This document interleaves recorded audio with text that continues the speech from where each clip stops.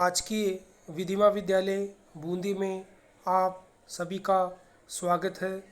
पिछले वीडियो में हमने संपत्ति की प्रायोगिक प्रतिरक्षा के अधिकार का विस्तार मृत्यु कारित करने तक कब होता है, इस संबंध में भारतीय दंड संहिता 1860 की धारा 103 के विषय में अध्ययन किया था। आज का हमारा विषय है दुष्प्रेरण के विषय में। तो दुष्प्रेरण के विषय में प्रावधान भारतीय दंड संहिता के अध्याय 5 में किया गया है। तो अपराध एक या एक से अधिक व्यक्तियों द्वारा कारित किया जा सकता है। जो अपराध है वह एक या एक से अधिक व्यक्तियों द्वारा कारित किया जा सकता है। जहां इसके कारित किए जाने में एक से अधिक व्यक्ति सम्मिलित होते हैं तो उनका उत्तरदायित्व उनके भाग लेने की सीमा पर आधारित होता है। तो यदि एक या एक से अधिक व्यक्ति सम्मिलित होकर कोई अपराध करते हैं तो उनका उत्तरदायित्व उनके भाग लेने की सीमा पर आधारित होता है। भारतीय विधि में अपराधी को दो श्रेणियों में विभाजित किया गया है। भारतीय विधि में अपराधी को दो श्रेणियों में विभाजित किया गया है। प्रथम मुख्य अपराधी, दूसरा वह व्यक्ति जो मुख्य अपराधी को सहयोग या सहायता देता है, जिसे दुष्प्रेरक कहते हैं। तो दो श्रेणियों में अपराधी को बांटा गया है। प्रथम मुख्य अपराधी वह होता है जो स्वयं अपराध करता है। दूसरा वह व्यक्ति जो मुख्य अपराधी को सहयोग या सहायता देता है, जिसे दुष्प्रेरक कहते हैं। तो दूसरा व्यक्ति वह होता है जो मुख्य अपराधी को अपराध करने में क्या करे, सहयोग दे या सहायता दे, जिसे दुष्प्रेरक कहा जाता है, अबेटर कहा जाता है। तो दुष्प्रेरण के विषय में प्रावधान भारतीय दंड संहिता 1860 की धारा 107 से 120 के अंतर्गत दिए गए हैं। धारा 107 में किसी बात का दुष्प्रेरण की परिभाषा दी गई है। धारा 107 में किसी बात का दुष्प्रेरण की परिभाषा दी गई है तथा धारा 108 में दुष्प्रेरक अबेटर को परिभाषित किया गया है। धारा 107 किसी बात का दुष्प्रेरण। तो कोई व्यक्ति किसी बात के किए जाने का दुष्प्रेरण तीन प्रकार से कर सकता है। धारा 107 के अनुसार कोई व्यक्ति किसी बात का दुष्प्रेरण तीन प्रकार से कर सकता है। प्रथम प्रकार है उकसाने द्वारा, दूसरा जो प्रकार दिया गया है वह है षड्यंत्र द्वारा, और तीसरा सहायता द्वारा। तो किसी बात का दुष्प्रेरण तीन प्रकार से किया जा सकता है: उकसाने द्वारा, दूसरा षड्यंत्र द्वारा, और तीसरा सहायता द्वारा।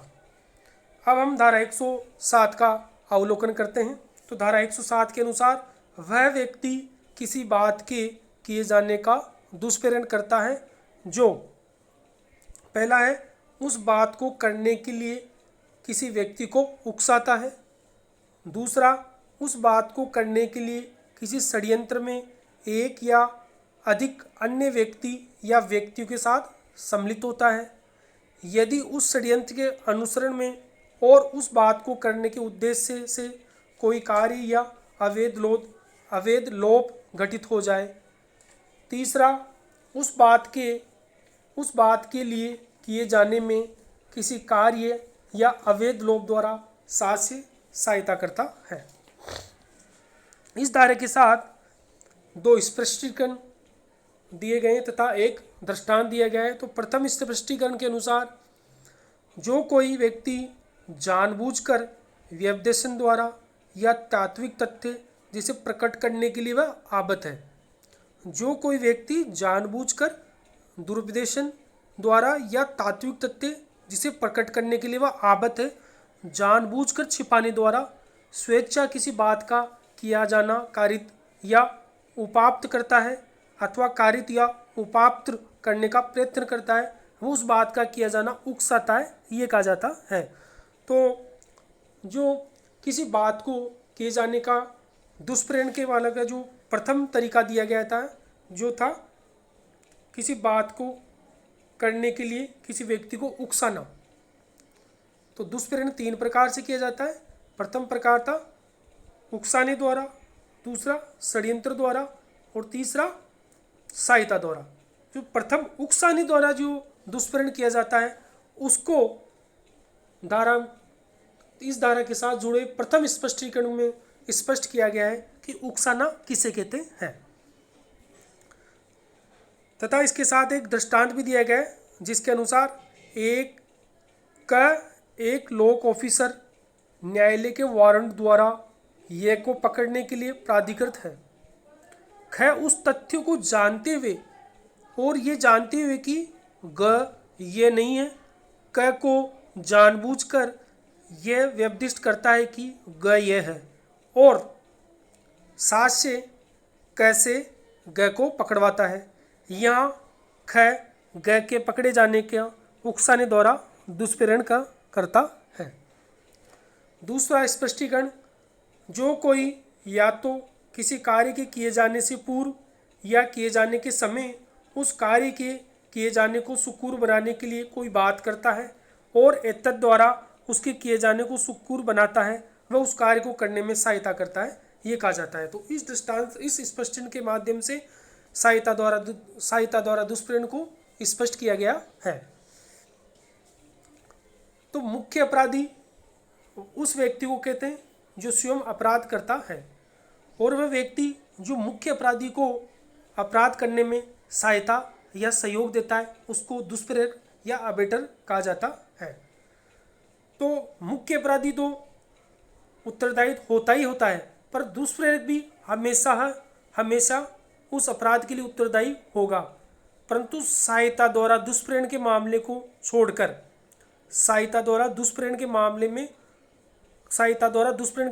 छोड़कर यदि मुख्य अपराधी को दोष मुक्त किया जाता है तो दुष्प्रेरक भी दोष मुक्त किया जाता है। तो दुष्प्रेरक हमेशा दायित्वहीन होता है, परंतु सहायता द्वारा दुष्प्रेरण के मामले में यदि मुख्य अपराधी को दोष मुक्त कर दिया जाता है तो दुष्प्रेरक को भी दोष मुक्त किया जाएगा। तो धारा 107 के पहले खंड के अनुसार वह व्यक्ति किसी बात के किए जाने का दुष्प्रेरण करता है जो उस बात को करने के लिए किसी व्यक्ति को उकसाता है। तो वह व्यक्ति किसी बात के किए जाने का दुष्प्रेरण करता है जो उस बात को करने के लिए किसी व्यक्ति को उकसाता है। अब उकसाना क्या है? कोई व्यक्ति किसी अन्य को तब उकसाता है जब वह उसे करने के लिए उसे क्या हो, भड़काए, उसको प्रेरित करता हो, उसको प्रोत्साहित करता हो, उसको लुभाता हो, उत्तेजित करता हो, उसको परामर्श देता हो, तो वह उकसाना कहा जाएगा। प्रतिमा दत्त बनाम राज्य 1977 क्रिमिनल लॉ जर्नल के वाद में न्यायालय ने यह अभिनिर्णय किया कि जहां मृतक के पति और सास ने प्रत्यक्ष और अप्रत्यक्ष शब्दों और कार्य द्वारा मृतक के साथ क्रूर व्यवहार किया हो, तो जहां मृतक के पति और सास ने प्रत्यक्ष और अप्रत्यक्ष शब्दों और कार्य द्वारा मृतक के साथ क्रूर व्यवहार किया हो और सक्रिय रूप से उसे आत्महत्या का सुझाव दिया, जिसके फलस्वरूप उसने आत्महत्या कर ली, तो दोनों को उकसाकर आत्महत्या के दुष्प्रेरण के लिए दोषित किया। तो न्यायालय ने दोनों को उकसाकर आत्महत्या के दुष्प्रेरण के लिए दोषित किया गया। एक महत्वपूर्ण वाद क्यून एम बनाम सिविल दयाल इलाहाबाद हाई कोर्ट का एक प्रमुख वाद था, जिसके तथ्य इस प्रकार से थे कि जहाँ पर किसी अपराध के कायरत किए जाने को पत्र द्वारा उकसाए गए हो, जहाँ की किसी अपराध के कायरत किए जाने को पत्र द्वारा उकसाए गए हो, तो दुष्प्रेरण तभी पूर्ण होगा जब उस पत्र की विषय वस्तु उकसाए गए व्यक्ति की जानकारी में आ जाए। तो जहाँ पर अपराध कायरत किए जाने को पत्र द्वारा उकसाए गए हो, अगर पत्र लिखकर किसी व्यक्ति को उकसाए गए हो, तो दुष्प्रेरण का अपराध तब पूर्ण होगा जब पत्र की विषय वस्तु उकसाए गए व्यक्ति की जानकारी में आ जाए। जैसे ही पत्र जो प्रेषित किया और जिस व्यक्ति को वह पत्र प्रेषित किया, तो उस व्यक्ति को उस पत्र की जैसे ही उसकी विषय वस्तु के बारे में उसको जानकारी आ जाती है, तभी दुष्प्रेरण का अपराध पूर्ण हो जाता है। और अगर हम टेलीफोन के मामले में बात करें तो टेलीफोन द्वारा उकसाने के मामले में भी जो सेम नियम ही लागू होगा। दूसरा जो है षड्यंत्र द्वारा दुष्प्रेरण, तो इसके धारा के दूसरे खंड के अनुसार वह व्यक्ति किसी बात के किए जाने का दुष्प्रेरण करता है जो उस बात को करने के लिए किसी षड्यंत्र में एक या अधिक अन्य व्यक्ति या व्यक्तियों के साथ सम्मिलित होता है। यदि उस षड्यंत्र अनुसरण में और उस बात को करने के उद्देश्य से कोई कार्य या अवैध लोभ घटित हो जाए। इस उपबंध की भाषा से स्पष्ट है कि षड्यंत्र द्वारा दुष्प्रेरण का आधार दुष्प्रेरक और अन्य व्यक्ति या व्यक्तियों के बीच षड्यंत्र में उस बात को करने के लिए सम्मिलित होना है, न कि सहमत होना। तो षड्यंत्र में सम्मिलित होना है, न कि सहमत होना, जो धारा 120A के अंतर्गत आपराधिक षड्यंत्र के लिए है। तो तीसरा जो दुष्प्रेरण का है सहायता द्वारा दुष्प्रेरण। तो धारा के तीसरे खंड के अनुसार वह व्यक्ति किसी बात के किए जाने का दुष्प्रेरण करता है जो उस बात के किए जाने में किसी कार्य या अवैध लोभ द्वारा साज से सहायता करता है। तो इसके साथ एक स्पष्टीकरण दिया गया है धारा के अनुसार, जिसके अनुसार जो कोई या तो किसी बात के किए जाने से पूर्व या किए जाने के समय उस कार्य के किए जाने को सुकूर बनाने के लिए कोई बात करता है और तद्वारा उसके किए जाने को सुकूर बनाता है, वह उस कार्य के करने में सहायता करता है, ये कहा जाता है। केवल सहायता ही इस खंड के अंतर्गत पर्याप्त नहीं है, सहायता साक्ष्य होनी चाहिए। तो सहायता ही पर्याप्त नहीं है इस खंड के अंतर्गत, परंतु सहायता का क्या होना चाहिए, साक्ष्य होनी चाहिए। उस बात को करने में दुष्प्रेरक द्वारा साक्ष्य सहायता किसी कार्य द्वारा या अवैध लोभ द्वारा की जानी चाहिए। अवैध लोभ तब होता है जब कोई कार्य करने का विधिक कर्तव्य हो पर वह कार्य न किया जाए। और इस धारा के साथ दिया गया दूसरा स्पष्टीकरण स्पष्ट करता है कि सहायता या तो कार्य किए जाने के पूर्व या किए जाने के समय दी जानी चाहिए, कार्य समाप्त हो जाने के पश्चात नहीं। और सहायता द्वारा दुष्प्रेरण में किसी कार्य को सुकूर बनाने के लिए कुछ किया जाना आवश्यक है, तभी वह सहायता द्वारा दुष्प्रेरण का अपराध का दोषी होगा। इस संबंध में एक महत्वपूर्ण वाद है तेज सिंह बनाम राज्य AIR 1958। तेज सिंह बनाम राज्य इस बात के तथ्य इस प्रकार से थे कि अन्य व्यक्तियों के साथ साथ मृतक की विधवा भी अपने पति की शव यात्रा में सती होने के आशय से चल रही थी। यात्री सती माता की जय हो का नारा लगाते हुए जा रहे थे। लगभग 100 या 150 शव यात्रियों ने पुलिस को कार्य करने से रोकने के उद्देश्य से पुलिस को घेर लिया। विधवा की चिता पर बैठने के पश्चात चिता को अग्नि दी गई। उन 12 अभियुक्तों को पहचान लिया गया जिन्होंने विधवा के पति की मृत्यु के क्षण में इसमें सक्रिय भाग लिया था। तो राजस्थान उच्च न्यायालय ने उन सभी 12 व्यक्तियों को दोषित करते हुए ये अभिनिर्धारित किया कि उन्होंने विधवा को सती होने में सहायता द्वारा दुष्प्रेरण किया था। दूसरा जो प्रमुख वाद था रामकुमार बनाम राज्य 1995 criminal law journal, supreme court का एक महत्वपूर्ण वाद था। उक्त वाद के तथ्य इस प्रकार से थे कि अभियुक्त 19 वर्षीय अभियोक्त्री को पुलिस थाने में ले गया। अभियुक्त ने अभियोक्त्री के पति पर बाहर निगरानी रखी, जबकि सहअभियुक्त ने थाने के भीतर अभियोक्त्री के साथ बलात्संग किया।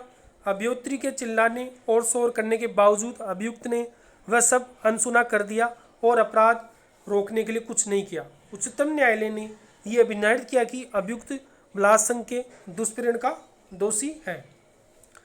दुष्प्रेरण स्वयं में एक पूर्ण अपराध होने के कारण उसके प्रयत्न को भारतीय दंड संहिता की धारा 511 के अधीन दंडनीय बनाया गया है।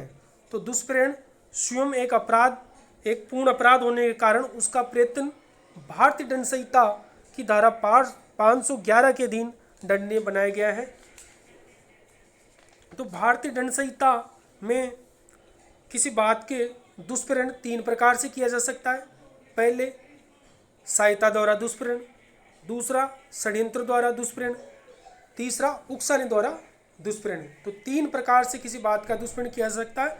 पहला उकसाने द्वारा दुष्प्रेरण, दूसरा षड्यंत्र द्वारा दुष्प्रेरण और तीसरा सहायता द्वारा दुष्प्रेरण। Thank you.